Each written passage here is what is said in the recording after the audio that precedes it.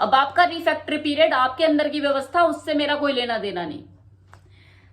तो ये था आज का वीडियो। उम्मीद करती हूँ आपको वीडियो पसंद आया होगा। Thank you so much. कौन से वाले लिंग से किसी औरत को ज्यादा संतुष्टि मिलती है, सरकमसाइज्ड या अनसरकमसाइज्ड पीनस? सबसे पहली बात तो यह है कि लिंग से संतुष्टि नहीं मिलती है, लिंग वाले से संतुष्टि मिलती है। टूल आपके पास चाहे कोई भी हो, चाहे वो सरकमसाइज्ड हो या अनसरकमसाइज्ड, अगर आप उसे चलाना नहीं जानते तो क्या ही कर लोगे।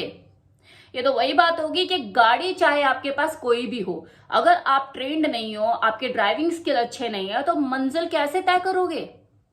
हाँ, इतना जरूर है कि गाड़ी की कंडीशन बराबर होनी चाहिए और बीच बीच में झटके ना मारे, एवरेज अच्छी रहे, तेल पानी उसका बढ़िया हो, देख रेख आपने अच्छी तरह से की हो, ताकि बीच में आपको कहीं धोखा न दे जाए।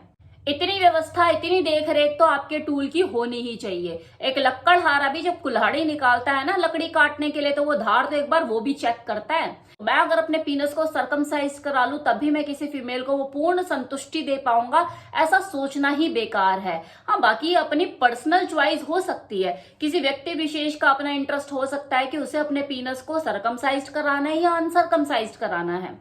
अब देखिए, कुछ केसेस ऐसे भी होते हैं जिसमें डॉक्टर खुद से भी रिकमेंड करते हैं किसी पेशेंट को अपना पीनस सरकमसाइज कराने के लिए, मेडिकल पॉइंट ऑफ व्यू से, कि कोई पुरुष अपनी टाइट फोरस्किन से परेशान है कि वो नीचे उतर नहीं पाती है। वैसे तो देखो, ये संभावना कम ही देखने को मिलती है कि लड़के लोग तो कम उम्र में उसे हिला हिला के नीचे ढीली करके उतार ही लेते हैं, लेकिन अगर किसी पुरुष के साथ ये दिक्कतें हो रही हैं, उसकी जो फोरस्किन है वो इस लेवल पे टाइट है कि वो नीचे नहीं उतर पा रही है, जिसकी वजह से वो मैस्टरबेट भी करे तो उसे दिक्कत होती है, हल्का सा ऊपर नीचे करे तो दिक्कत होती है, अपनी फीमेल पार्टनर के साथ वो सेक्स एंजॉय नहीं कर पाता, इंटरकोर्स के टाइम उसे पेन होता है, सूजन रहती है, उस फोरस्किन की वजह से ऊपर नीचे रब करता है तो वहां पे सूजन हो जाती है, वो अपनी सेक्स लाइफ को एंजॉय नहीं कर पा रहा। ऑयल मसाज करके भी स्किन को ऊपर नीचे करके देख लिया, वो नहीं हट रही है, डॉक्टर ने जो क्रीम बाम दिया उससे भी फर्क नहीं पड़ रहा है, फिर किसी डॉक्टर के पास भी सिवाय ये एडवाइस देने के और कोई ऑप्शन नहीं रह जाता कि अब आपको अपना पीनस जो है वो सरकमसाइज कराना ही होगा।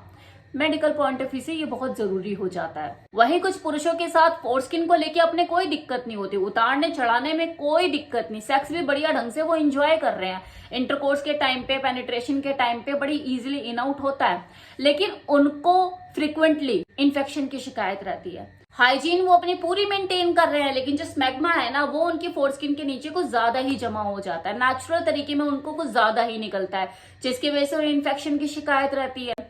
पीनस हेड की जो रिंग होती है वहां पे स्वेलिंग पैदा हो जाती है और ये इन्फेक्शन उनकी फीमेल पार्टनर को भी परेशान करता है। भाई, सेक्स के दौरान जितनी भी सेक्सुअल एक्टिविटीज होती है वो उसे नहीं कर पाते हैं। ऑरल सेक्स कोई क्यों करेगा फिर जब इन्फेक्शन की शिकायत रहती है इतनी। तो अगर फ्रिक्वेंटली बेसिस पे किसी को इन्फेक्शन की शिकायत रहती है, पीनस हेड के आसपास स्वेलिंग आ जाती है, फिर उसके पास सिर्फ एक ही तरीका बचता है इससे बचने का कि वो अपने पीनस को सरकमसाइज करा ले।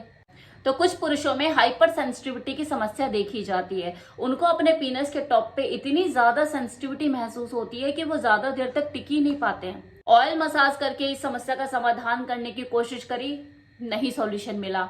स्टॉप एंड डू प्रैक्टिस करने की कोशिश करी, तब भी दिक्कत है, क्योंकि वो सेंसिटिविटी उस फोरस्किन की वजह से उसे और ज्यादा महसूस होती है। मैस्टरबेशन की कोई गलत आदत नहीं, क्योंकि कई बार ऐसा भी होता है ना कि आपका जो पीनस है वो ज्यादा सेंसिटिव इसलिए भी हो जाता है क्योंकि आपने मैस्टरबेट कर करके अपनी नसों को खराब कर लिया, तो इस तरह की भी दिक्कत उसके साथ नहीं है। हाइपर सेंसिटिविटी का इश्यू कई लोगों को बाय बर्थ ही होता है, तो ऐसे में डॉक्टर्स फिर से रिकमेंड करते हैं कि आप अपने पीनस को खतना करा लो, जिससे आपकी सेंसिटिविटी की जो आधी समस्या है वो तो इसी की वजह से ही दूर हो जाएगी। वैसे तो ये सेंसिटिविटी हर पुरुष को अपने पीनस हेड पे महसूस होती ही है, क्योंकि अगर ये महसूस नहीं होगी तो उसके अंदर एक्साइटमेंट कैसे पैदा होगी। लेकिन कुछ पुरुषों के अंदर ये बाय बर्थ हाइपर सेंसिटिविटी का इश्यू कुछ ज्यादा ही होता है। कुछ लोग तो इस चीज को अपने कंट्रोल कर पाते हैं ऑयल मसाज से, या फिर जो एक्सपर्ट लोग जो उसे सलाह देते हैं उस तरह की प्रैक्टिस को फॉलो करके इसके ऊपर कंट्रोल अपना बना लेते हैं, लेकिन कुछ लोगों के साथ ये चीजें नहीं करती हैं काम। फिर उस सिचुएशन में किसी भी एक्सपर्ट की यही सलाह होती है कि आप अपना खतना करा लो। तो ये कुछ मेडिकल रीजन है जिसकी वजह से पीनस को सरकमसाइज कराने के लिए बोला जाता है। अदरवाइज किसी फीमेल को संतुष्टि देने का सिर्फ एक ही फॉर्मूला है, आपको संभोग की समझ होनी चाहिए, करने का तरीका पता होना चाहिए, फोर प्ले में आपकी मास्टरी होनी चाहिए, अपनी फीमेल पार्टनर के नो सेंसिटिव अंगों का आपको ज्ञान होना चाहिए, बढ़ती हुई एक्साइटमेंट पे खुद का नियंत्रण होना चाहिए और एट द एंड आपके पास टूल चाहे कोई भी हो, फिर वो चाहे सरकमसाइज्ड हो या अनसरकमसाइज्ड, वो स्वस्थ होना चाहिए। एक बेहतरीन किसर बनिए क्योंकि सेक्स का पहला स्टेप यही होता है। एक बेहतरीन लिकर बनिए क्योंकि सेक्स का दूसरा स्टेप लिकिंग होता है। अपने औजार की देखभाल अच्छे से कीजिए, उसकी हाइजीन मेंटेन कीजिए, अपनी ऑल ओवर बॉडी की देख रेख कीजिए ताकि देखते हुए एक दूसरे को आकर्षण पैदा हो, वो लेने के लिए आपका उत्साहित हो जाए, मतलब आपको पूरा अपने अंदर समाने के लिए पागल हो जाए। दूसरे की फैंटेसी को जानिए, वो हिडन फैंटेसी जो आज तक आपने एक दूसरे से छुपा के रखी है, नहीं बताई, कैसे करना है, क्या करना है, किस तरीके से करना है, ये भी तो जानना जरूरी है। इन्हीं सब चीजों से आप किसी फीमेल को संतुष्ट कर सकते हो, उसे वो ऑर्गेजम दिला सकते हो। सरकमसाइज या अनसरकमसाइज से उसकी संतुष्टि का कोई लेना देना नहीं है, ये उसकी खुशियों की गारंटी नहीं है। तो ये था आज का इंफॉर्मेशन। अब जाते जाते किसी व्यूअर ने मुझे कमेंट सेक्शन में कमेंट किया कि आपका मैं बिग फैन हूं और मैं बता नहीं सकता कि आपके बताए हुए तरीकों की वजह से आज मैं इतना एक्सपर्ट हो चुका हूं कि मैं 40 से 45 मिनट तक बिना रुके बिना थके मैं सेक्स कर पाता हूं, फोर प्ले, वो सारी चीजें इंक्लूड करके, महाशय का कहना है। लेकिन बाद में वो ये भी लिखते हैं, लेकिन अब मेरे को ना आपसे नफरत हो गई है कि आपके टिप्स को फॉलो करके, आपके तरीकों को अपना के मैंने अपना टाइम तो बढ़ा लिया, मैं लॉन्ग लास्टर तो बन गया, लेकिन अब मेरा जल्दी उठता नहीं है। मतलब मुझे 1 से 2 दिन लग जाते हैं, तब जाके मेरा पीनस उठता है, खड़ा होता है दोबारा। इसलिए मैं आपसे नफरत करता हूं, मतलब कि यार क्या है, समझ नहीं आता। मैंने जो आपको टिप्स दिए, जो तरीके बताए, उसमें आपको लंबे टाइम तक कैसे टिके ये बताया। अब ये जो समस्या है ना आपके साथ, तो ये आपका रिफैक्टरी पीरियड है, वही समय सीमा जो 2 राउंड के बीच में हर पुरुष का अपना अलग अलग होता है।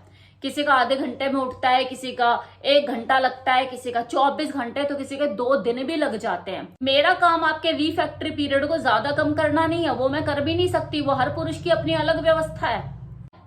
किसी को 15 मिनट लग रहे हैं, किसी को आधे घंटे में वो तैयार हो रहा है सेकंड राउंड के लिए, किसी को पूरा 24 घंटे का टाइम लग रहा है, तो उससे मेरा क्या लेना देना। ये भी तो हो सकता है कोई टेम्परेरी सिचुएशन हो आपके साथ, जो चीजें हो रही है 15 दिन के बाद, 20 दिन के बाद आप नॉर्मल हो जाए। खाने पीने का असर पड़ सकता है, मेंटल स्ट्रेस का असर पड़ सकता है, आपकी नींद पूरी ना हो रही है, शायद इसका असर पड़ सकता है। थके शरीर में आप अपने लिंगों को कितनी बार उठवा लोगे, लेकिन उसी थके शरीर में आप 45 मिनट टिक पा रहे हो, ये बहुत बड़ी बात है ना।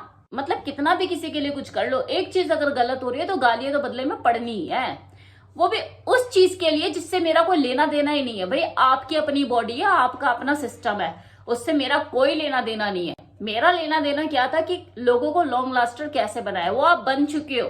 अब आपका रिफैक्टरी पीरियड, आपके अंदर की व्यवस्था, उससे मेरा कोई लेना देना नहीं। तो ये था आज का वीडियो। उम्मीद करती हूँ आपको वीडियो पसंद आया होगा। Thank you so much.